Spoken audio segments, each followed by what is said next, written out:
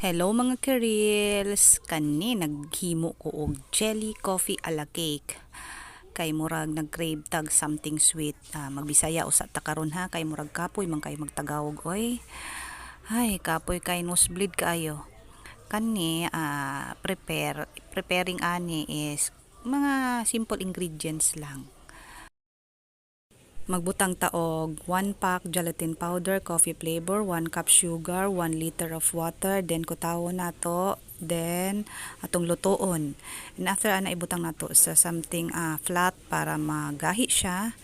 Then ato nang hiwa-hiwaon, ginagmay para atong himog cubes.